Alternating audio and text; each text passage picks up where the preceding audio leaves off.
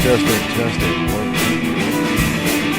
What is shaking, everybody? Welcome to another episode of the Disjointed Podcast. I'm your host, Dave Germain. This is a hostful episode today. I don't have any guests planned. I have a couple people lined up, but hopefully there's a comic book illustrator who's been working professionally for quite a number of years and stuff. He actually lives down the street from me. I'm going to have him back on.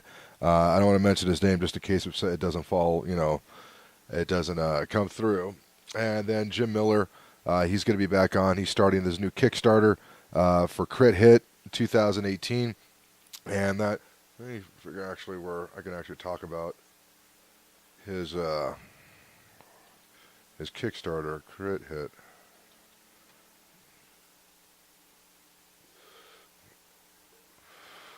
If you go to crithitaz.com, that's where you'll find all the information about the Kickstarter that we've got here. So, Arizona's Tabletop Gaming Convention Center returns. Crit Hit 3, Murder Hobos on Holiday is the theme, I guess. So, that's awesome. That's going to run July 13th to the 15th of 2018. So, that's going to be pretty cool, man. Hopefully, he's going to have another comedy show while he's doing that. And because of nepotism, there's a good chance I'm going to be on it. So, that's going to be pretty cool for any of the AZ peeps down there. So, he's going to be on to talk about that pretty soon. We just got to figure out the when and where because, he's got a lot of shit going on.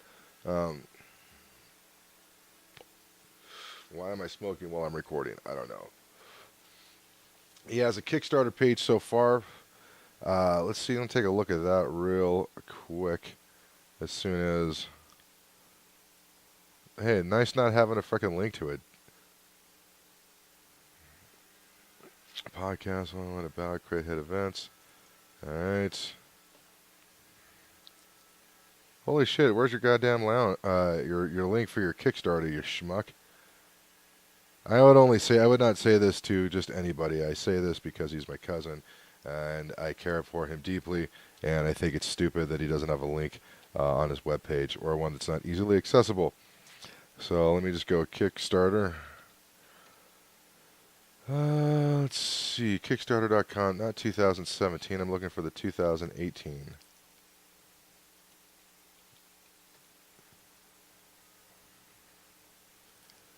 Alright. I think this is the one. Yeah, holy shit, dude. Okay, wow, man. So the pledge that they're trying to get to right now, man, and this is an all or nothing Kickstarter. So obviously, if he doesn't get funded, then he doesn't. The goal by Saturday, March 3rd. Then there's not going to be a convention and stuff. And so anybody who's in Arizona, or just is like a big fan of gaming in general, tabletop gaming in all of its forms, whether it's the whole dice and pencil type of things, or you like to do the new board games and stuff like House on Haunted Hill or a bunch of other stuff that's really, really cool. This is definitely something you want to check out. So he's got a budget of what he's trying to get to. He is almost halfway there, man. That is pretty badass. So there's many different pledges. There's pledges of, let me just read what he says. Crit Hit. It's a tabletop gaming convention held July 13th to 15th at the Doubletree Suites by Hilton Hotel in Phoenix. Now back for our third year, we're going bigger and better than ever before. From role-playing games, board games, card games, to panels and nighttime entertainment. Crit Hit is a weekend adventure of fun.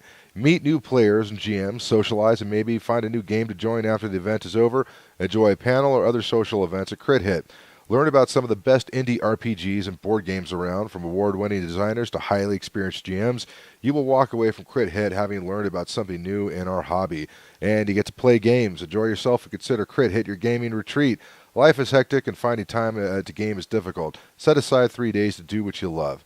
Since we're growing, that means a new, bigger venue. The Doubletree Suites by Hilton Airport is a great venue. Located right off the 202 freeway, we will have 13 living room suites and a 3,500 square foot ballroom where we will host board games, panels, and Dragon Hall, a space for our Dungeons & Dragons Pathfinder players. If you're new to RPGs or board games, this is a con for you. It's a perfect place to come and learn in a non-judgmental environment. One of our goals is to help grow new gamers. More gamers equals more fun. Come on out and try a game. We also have special room rates for only $85 for our attendees, which is perfect for having a space to relax after a long session of crash after a late night entertainment. Did we mention the bar is right next to the ballroom where our Saturday night entertainment will be? Getting a room for Crit Hit 3 is the best way to experience the event and help us lower our costs so we can grow even more next year. So pretty cool, man. This is going to be a pretty badass thing here. It's got many different types of pledges. There's a lot of cool shit you can get from that, man. So there's vendor packages. There's events. If you want to go really big, if you want some of the limited edition swag, that's definitely a place to go. Unfortunately, some of them have already been sold out. So as far as like getting the 2018 Crit Hit dice and all that other cool stuff. So that's something you guys definitely need to check out. So let's see here. I'm gonna try to show my one of the stuff that I wanted to talk about here. Let me throw on the window capture a little bit. Okay, so I thought I would talk a little bit about the Chef Dave thing from Mystery Diners. It's like 6 years ago, and the only reason I'm bringing it up now is because actually it will tie into something I want to talk about later. But every now and then, I still get hate mail from this thing. Last time, I think I got it from the UK. So, excuse me. Trying to cough away from there.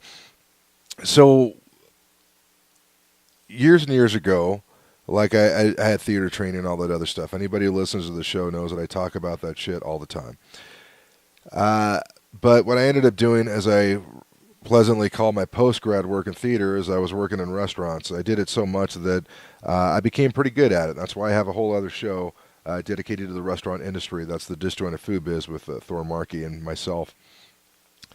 But one of the things that I did, because like I wanted to have an arc to this character, so there was a beginning, a middle, and an end, right? So that way he actually does realize what he did and figure out why he did it and all this other stuff. So rather than just, because I know it's just a short little 22 minutes that you see this person.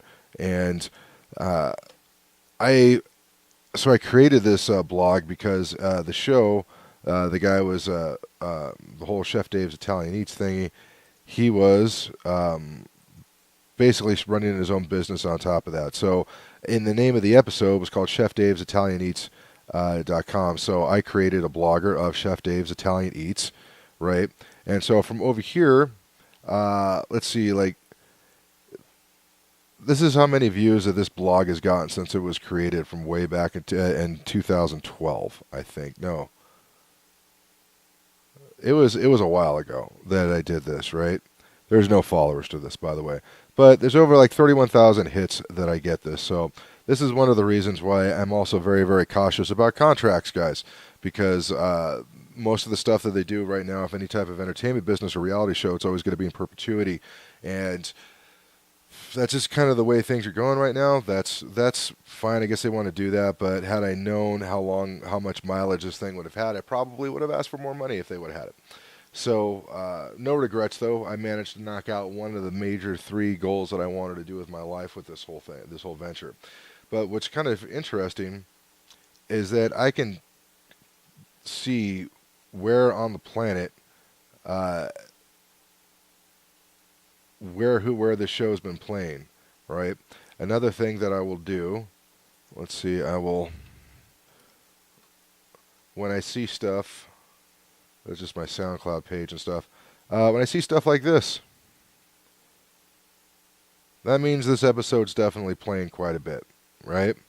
Those are, I'll look at the stats and stuff that are going through here, and sometimes I can't always tell exactly who listens to what. I mean, I can look at the topmost tracks. Last week, everybody was checking out the Rebecca Turner track, which is great. I'm glad that they're checking it up. But it's weird. Some folks are checking out older episodes and stuff that I did. It goes to the top listeners and everything. Top countries where I haven't done the top 5 in a long time. Let's do that real quick. Top 5 countries of where my podcast is being played. Number 1, United States. Number 2, Japan. So, domo arigato. Thank you very much. Number 3, UK. Number 4, Canada. Number 5, the Russian Federation. And the list goes on and on and on. The top 5 cities, I believe most of them are all U.S. cities. But No, actually, number one, Ashburn, Virginia was at about 200. Tokyo, Japan is in number two. Denver, Colorado, number three. That's a distant third, by the way. Number four, Tepeji, Mexico. And number five, Windsor, California. So I'm guessing that's probably my mom listening. Either way, it's really kind of strange to see how many, where, who's been listening to where, you know. Like I know if I mention North Korea or Pyongyang or Kim Jong-un, there's a good chance that we will see North Korea in here at one point because it's strange. I just think that every time that I did mention him, suddenly I got to listen from there. that was the that's a little hack in order to build listeners, by the way, for the if you want to try to build stuff for your podcast. Okay, so this is also where I could see which posts get the most traffic. The ones by far that get the most hits are these two particular. So people will get off my back and as the stone sits in my stomach. So the most recent ones, like this goes back to 2012, man. And for the most part, everybody is like, you're an asshole. You're an asshole. You're a piece of shit. Just, you know. So it's kind of strange when I see some folks that are like, hey, you know, some people are like, oh, the show's all bullshit and everything. And most of the folks kind of get it, right?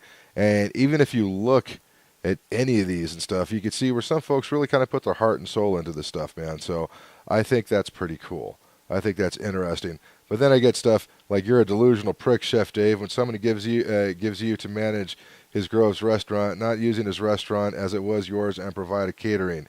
What you think? That's, by the way, this person obviously does not speak English as their first language.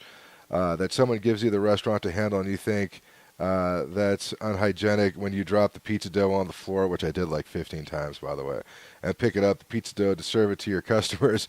You didn't serve it to your customers very well, so that you're handling the service. The owner put his faith in you to run his Grove restaurants, but you put his business in jeopardy when you treated his restaurant like it was your restaurant to own.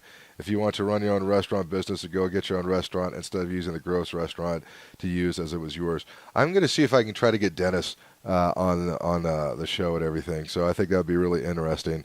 And then, of course, Dave, you're a fat piece of shit. Yep, fat piece of shit. What am I supposed to, and then I responded, what am I supposed to do every time I nail your mom? She gives me a donut. Glad you took the show, chaps. I was really happy about that one. All right. And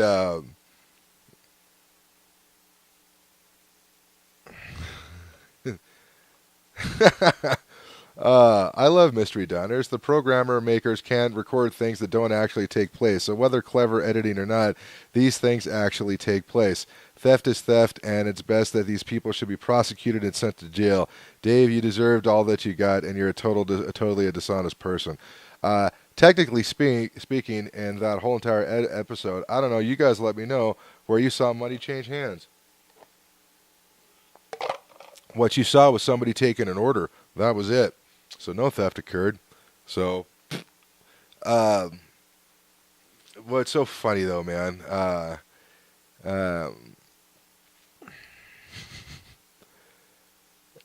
Let's see some of the recent stuff that I got. Let's see. This is 2018 from Greg Kennard. Hi, Greg. Thank you. I gave you props for putting your name on there, by the way. You are an asshole, and you even more of one for trying to make out your own a decent guy. Let me see. Try to speak this way. You're an asshole, and even more of one for trying to make out you're a decent guy. You're even a wimp for not even being able to put your hands up and say sorry. You have made things even worse for yourself by posting this. You sad, self-centered loser. Actually, that does make more sense if I do it in the Scottish accent. So thank you very much for that, man. I appreciate it. Let's see. Mrs. Davies 18. Wow. I'm just watching this right now in the UK. You're a disgrace. I'm so pleased that Groves is going from strength to strength. You, on the other hand, have shown your true colors. You just don't get it, do you? We have a saying here in the UK, never shit on your own doorstep. And I think that's actually a pretty good saying, guys. I think we could all go with that. That type of advice. I don't see how it would possibly work against us. Never shit on your own doorstep, and you look like the biggest dump ever. Oh, and you took the biggest dump ever. All right. Fair enough. It's so funny, man. Um, it's weird. People kind of see what they want to see, man. And for the most part, I think it is what it is. That show is basically to use people as a punching bag for the most part, right? So that way you can look and say, hey, look, they're right over there. That's the bad guy. Look at him. He's a bad guy. Fine. I guess that's weird, man. I always wondered, for all the people that left comments on there, at least some of them are trying to be funny. I get that. Most of them are just trolling. Some folks are really, really got upset at watching that and wanted to lash out and have something to scream at. And I don't mean this is going to sound super snarky and very much like an asshole here, but I got to wonder, what is it that you were avoiding in your own life? Because I have to ask myself that same question all the time when I see shit online that pisses me off, and I just keep thinking about it and thinking about it, and oh, that's stupid of me. I went through that whole thing. I didn't show you what I was looking at, guys. Usually, if you find something that you're so enraptured about, that's outside of your day-to-day living. I mean, granted, there are some really good causes out there. Don't get me wrong, but usually, I've always found in my own case, it's because I'm avoiding something. I was avoiding doing this today. I was avoiding wanting to talk and just sit there and shoot the shit. I've been, playing streaming video games on here for a little bit. Not consistent. I haven't found a game that I really enjoy playing with people online, to be quite honest with you. The closest I've come to it was with playing with Jay and Roger of video games and stuff when we're playing Civ. That's about it. Well, that and Jonathan and Destiny and everything. But Jonathan's got a new job. He's, plus he's got 4 boys and stuff, so you don't always have the same amount of time. But either way, there was a couple things that have been irking me for the past couple of days. What's up, Jay? What's up? How's it going, man? What's up, Roger? So, let's see, finishing up with this thing here. Yeah, so this is the reason why I am very tricky with contracts and stuff now, and why I am so overly sensitive about a lot of stuff, and this was kind of a point of contention. Yeah, pretty much, man. Let's see here. Let's go with the overview. Okay, so this thing has been going, let's go for all time. Okay, so it goes back in April 2012 and stuff. It's up to 4,000 for the most part. The page views, for every page view, I'm sure there was at least 50 to 100 people who watched this particular episode. This episode has been on for what, 6 years now? For 6 years now. That's 6 years of commercials that were being played every single time this thing is going on. Now, I'm not shitting on the producers. I'm not shitting on anybody, right? I'm just talking about, this is a reason why I'm very tricky with contracts and anything that I do, is that's for 6 years. That is an insane amount of revenue that was coming through that I never even signed up for, and nor could I have anything and stuff. That's what happens when you do non-union work. So it's for that particular reason. It's not just because I think myself as being some type of some delusion of grandeur, which every artist does have a bit of that, let's be honest. But this was actual data that happened and stuff. And now the audience, where's this? You could see most of it's in the U.S. But this shit has been played all over the world, man. Like the hate mail that I showed you, that comes from everywhere, So there's a lot of those things that are about that. And, that was one of those things that I had to live and learn. I'm not the first person. I'm not going to be the last. And because of that, I have basically walked away from 2 really good opportunities since I've been here in Denver. And both of them center around my content. And there's a reason. By the way, there are so many good reasons to counteract everything that I'm about to say, but I'm telling you why I do what it is that I do. And hopefully you could either gain something from it and like, well, I'm not going to take that path, Dave. Or I'm like, maybe you got a point. Maybe. I don't know. First one there was a company or group out here that wanted to include the podcast in with with their network. That was actually the prompted me to start the whole DCPN thing and stuff, which was kind of cool for a little bit, but most everybody, either the podcasts that were on there, they decided to go their own separate ways, which more power to them. The Denver Podcast Network, by the way, you guys should definitely check out. The other one is just people just stopped doing podcasts. Maybe they got tired of doing it, or a bunch of different things that happened and stuff. So either way, that thing went away. I probably could have been making actual steady money that's going on if I'd have went with the other people. The main reason why I did it is because I noticed on the podcasts that I was listening to, the ones on their network, they would put on that was produced by this person and that person. I did not want to include anybody as a producer credit on anything that I did, because that means that I have to give up part ownership. I would have gone with an association with, distributed by, would have done that. But I'm going to keep my content, because I'm going to be. By the way, this content is only worth anything to me. It's not really worth anything to anybody else right now. But like I said, it's important to me. I wanted to put that in the contract. They decided they didn't really want to take a look at it, or they said that they didn't have time or a place for do it right now. So I'm like, all right, fair enough. That's cool. I walked away from probably, I don't know how much money, maybe no money at all. But the whole thing is that I needed to keep that for myself. The other one is that I had a meeting with an agent, a super awesome person, man. I'm not going to mention the talent agency because I still haven't gotten a hard no from them yet, but I'm pretty sure they're passing. And it was basically about a morality clause that they wanted to put in their contract, which I think it makes sense from their point of view. They're trying to protect their business and stuff, but once again, I'm trying to protect my content, because I don't want to have any type of leverage against what it is that I want to say. It's one of the reasons why, like with the food biz, I enjoy doing the food biz so much, because I could say whatever I want about the industry. Granted, any restaurant that I'm working with, I do not talk about them, but I like having that freedom just as an artist. As a broke-ass artist, absolutely, but as an artist themselves. And I had a great conversation, and Jay, I keep saying Jay and Roger, but Roger had some awesome points and stuff that we were talking about and stuff, and I do respect your opinion, man. I absolutely do. But I'm like, why am I digging my heels into this? Why am I being so pissed off? Why is this my hill to die on, to mention the phrase that the Roger have? And by the way, everything that Roger mentioned the last time that we were streaming, man, I know comes from a good place. So please don't think that I'm shitting on anything that he said. The reason why I am so unwilling to compromise when it comes to things like my content, which, like I said, only matters to me. This is not a smart business move, but I already did that many years ago. This isn't even talking about the Mystery Diners thing. This is talking about with any relationship that I had ever been in.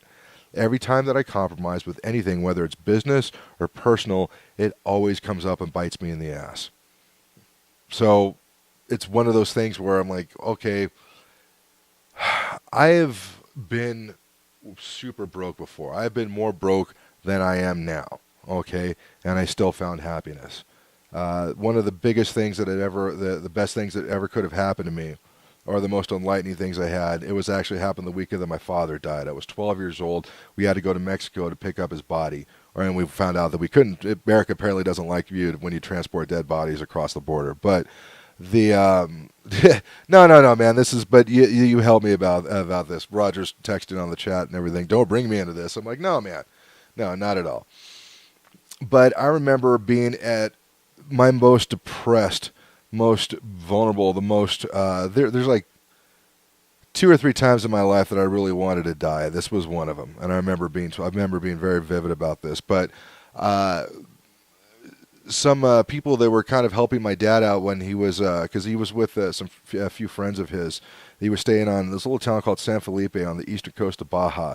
So the last day of his life, he basically stood by the water and just watched the waves and listened to the waves and stuff. And that's where he was always most at home. He was a sailor, back in the Navy, and I'm glad that he had that last day. But one of the guys that was helping him, one of the workers on this house, they took, because it was just me and my mom that were there in Mexico, and they took us into their house for dinner.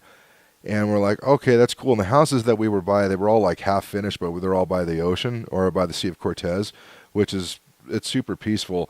Their house, however, wasn't in there. Their house was in a shanty town. So it was basically tin and plywood that their house was in. There was no flooring. It was all dirt. And the fact that my mom's like, whatever they feed you, no matter what it tastes like, eat it, because they're going out of their way. The fact that they even had meat as part of the dishes and stuff that they were serving us, that means that was probably the only meat that they were eating that whole entire month. The fact that there was even they had, like, I remember Coca-Cola, right? Which we don't really think Coke is that big of a thing, but that was a special thing that they got for us and stuff, and that was super awesome for them. But I remember feeling this low, feeling this horrible, and I'm in this shanty town, sitting in a shack with with dirt floors and this food that I don't even think they had a toilet. I think it was like a bucket outside. I don't know. And the things that I heard throughout the shanty town was laughter, was music, was singing, there was dancing, and these people had nothing. They had less nothing. It gave me such a different view about the world and stuff. And I remember, though, like, you need to keep this feeling close to you, because you're going to need it later, Dave. You're going to need to know that money is as important as it is very important as it is. That's not going to be. Don't associate that with happiness. And so a lot of times that worked for me. Sometimes, in this case, it works against me, guys. But throughout the years, I remember the biggest compromise and stuff that I made was with my first marriage. And anybody who's ever been through a divorce before, anybody who's been through like a really serious, hard relationship, they might know what I'm talking about. If you haven't, I really hope you never have to experience this, guys. Even people that I disagree, the people who troll me on here or whatever, I really, really hope you never have to go through that, because that was the second time I wanted to die in my life. But I remember that feeling where, like, in that compromise, I compromised being an artist, I compromised being an entertainer, I compromised being who I was in order to make somebody else happy, in order to gain their acceptance, right? And that was something that I said that I've never do that again. I got a question, Skip. From looking at your life, do you believe that you should pursue your dreams no matter what the circumstance? Yeah, that's what I've been doing, Skip the Bacon Lover. For the folks who are listening to the audio, man, this is why I say you got to go to twitch.tv/disjointed Dave to be part of this whole thing. When I saw, yeah, that's basically what I did, man. I was actually, I'd have my own house right now. I would be like a regional manager of restaurants if I would have stayed just managing restaurants like 6-7 years ago. But I was pretty miserable doing that. I'm much happier right now doing stand-up comedy. I'm much happy streaming, talking to you guys, doing podcasts. If I had not done that, man, I wouldn't have met people like Jay Gillespie and Roger Norquist and a bunch of the other awesome comics out here in Denver. I wouldn't have been able to grow as a person. I probably wouldn't have had the relationship. I'm married again. I'm on my second marriage, and I absolutely love this marriage. This relationship is awesome, but I wouldn't have gone to it had I stayed with what was safe, you know? So getting back, when I saw this, the morality clause, which totally makes sense from their the talent agency's point of view. I understand why they do it. I don't regret it. But then again, most of the people that they're looking for, a lot of the actors, they probably don't have podcasts. They're probably not comics, and they're probably not trying to come up with material all the time. And I don't think that anything that I say is particularly offensive, even though it can be edgy. But I didn't want to have somebody to have leverage for me to have to censor anything that I have to say, you know. And I know that sounds like a very pompous artistic thing to say. It's a very broke-assed artist thing to say, but that's kind of what I'm sticking with. So I try to think of it as the different types of like the relationships and stuff that I had. Like in my 20s, there were so many compromises that I would make in order to make the other person happy, in order to gain acceptance, in order to be cared for, right? When I got older and found that I actually had some self-worth, which, man, I'm envious to all you young people who actually do have self-worth. I think that's amazing. I wish I was in your spot when I was your age, but I didn't. But once I found that, okay, let's put it this way: the quote-unquote crazy gal. Most of my relationships in the early, there was gals who were very like myself, had mental issues, right? It took me a long time once I developed self-worth to realize that I did not have to put up with crazy or violent tempers or abusive relationships in order to feel like any type of companionship. Okay. There was times when I got older, this is post-divorce obviously, and I started seeing crazy behavior. As much as I really dug that person, as much as I really cared for him, as great as the sex was and all that other stuff, it became easier and easier for me to walk away from all those things. I found that it's once you've walked away from everything in your life and lost just about everything, you tend to be able to not be afraid of ever having to do that again. So now, I'm luckily in Denver. You don't need an agent to get to work with film and TV. It helps a lot with contract negotiations and whatnot. But I still got my headshots. I got to redo my resume to make it not look like it was made by an 8-year-old. But I'm going to start throwing that stuff out there. Trying to go out there and try to get work, man. So, keep going with that. I'm still doing comedy. As a matter of fact, if you're anywhere in the Denver area, next Tuesday, it's 23rd, I believe, the famous Comedy Works in the South location, not the South location, the one in Larimer Square, that's in downtown Denver, will be part of the new talent night. There's a lot of great comics on there. I know J.D. Lopez is going to be on there. There's going to be a lot of cool people on that show. I have no idea who the pros are. They don't announce that till the day of, but it's going to be an awesome show. You go to comedyworks.com for tickets, and if you put in the coupon code NTN at the very end, that zeroes out the cost of your ticket. So if you've never been to the Comedy Works, man, come out there and you could see me work my art, man. I can go out there and talk about my ideas. It's for like 3 minutes, anyways. But I haven't done the Comedy Works in like a year and a half, almost 2 years, and I could tell you every time that I have done it, it's been absolutely amazing. So I know you're gonna have a good time. But by the way, anybody in Fort Collins, you missed a great show last night over at the Colorado Room. That place is awesome. I think that was produced by Dave Rodriguez, but it was hosted by Justin Going and Dan Jones up in Fort Collins, man. And even if there wasn't a show, that's still a cool, awesome little college bar to go to. Their food is pretty awesome. I think, what did I have? The poutine, and which is fries and gravy with some beef on it. And holy shit. And cheese curds. I would drive up to Fort Collins just for that dish again. That's not just a fat guy move, but I'm telling you, that was some really cool shit. But this whole thing, when it came to as far as like the contract and all that other stuff, man, I found it pretty jarring. And it reminded me of something that my dad went through. My dad was a heavy diesel mechanic, right? And honest blue collar dude, but for some strange reason he distrusted any group of anybody, whether it was his bosses, the people. He wasn't the most social guy. And one of the other things he really distrusted for the most part were unions.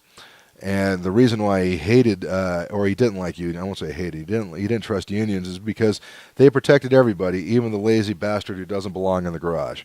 And that's what I think he hated the most. He didn't want to be a part of it. So he kept to his ideals as far as his work ethic goes.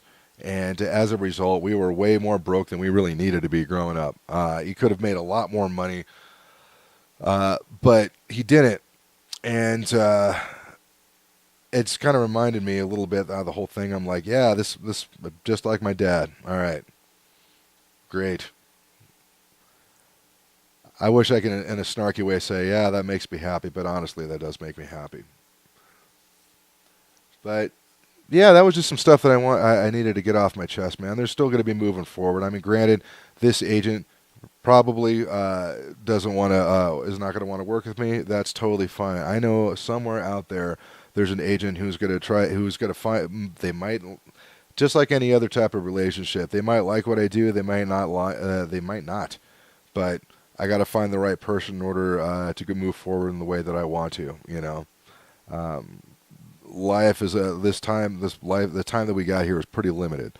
So I think that's enough done with this ranting. I got jokes to write. I got exercises to do. I got some fat to burn off, and probably some tables to greet later on tonight. I got to head to my day job. So thank you so much for listening, guys. Thanks for listening to the rant, and I really, really appreciate it. Signing off for the Disjointed Podcast, my name's Dave Germain. You guys have an awesome week. Bye.